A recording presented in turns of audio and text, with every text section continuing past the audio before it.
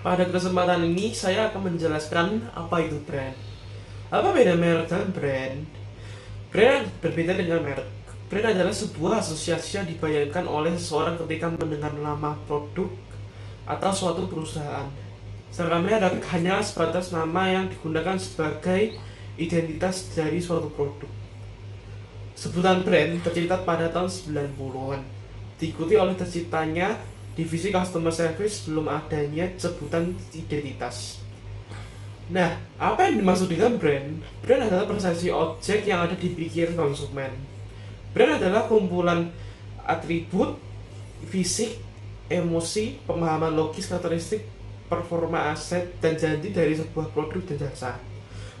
Brand merubah transaksi pengalaman yang merupakan modal income atau masukan laba di masa depan.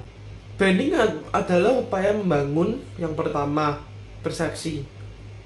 Persepsi berasal dari bahasa Latin, yaitu perceptio atau perceptio. Adalah tindakan menyusun, mengenali, dan menafsirkan informasi sensori guna memberikan gambaran dan pemahaman. Yang kedua, yaitu persepsi menjadi ekspektasi. Ekspektasi adalah harapan kesenangan yang tidak konstan yang timbul dari gagasan sesuatu di masa mendatang.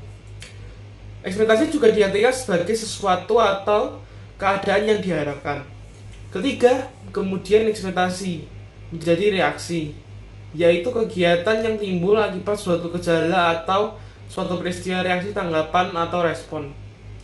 Lalu selanjutnya yang keempat, kemudian reaksi menjadi aksi.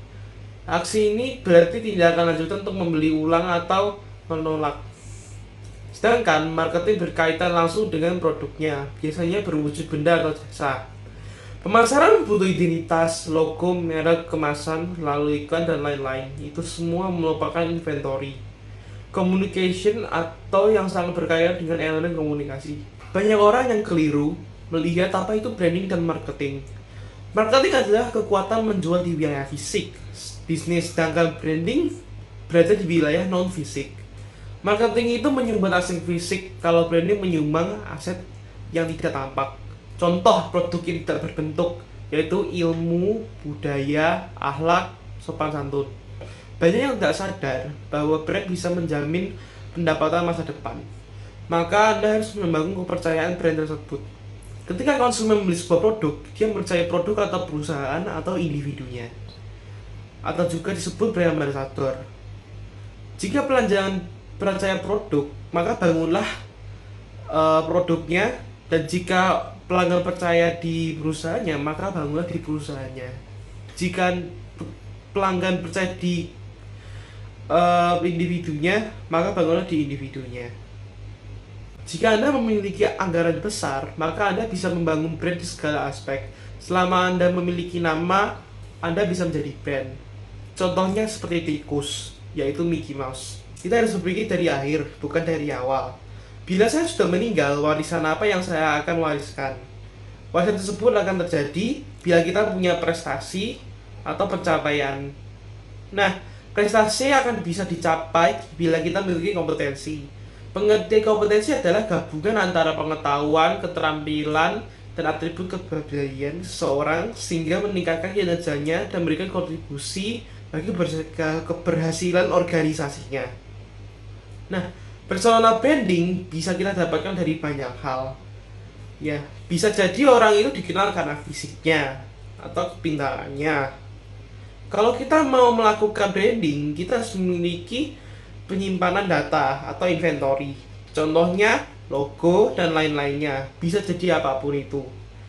Pilihlah yang paling cocok dan paling unik. Personal branding itu persoalan perspektif dari orang lain ke diri kita. Ada tindakan personal brand yang bisa dilakukan, yaitu siapakah Anda? Lalu publik dapat manfaat apa dari Anda? Kemudian publik mendapat apa setelah mendapat manfaat dari Anda?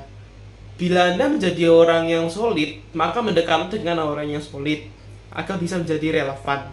Di dalam branding yang penting adalah membangun persepsi. Dalam rangka membangun persepsi, kita harus tahu mana yang paling cepat membuat persepsi.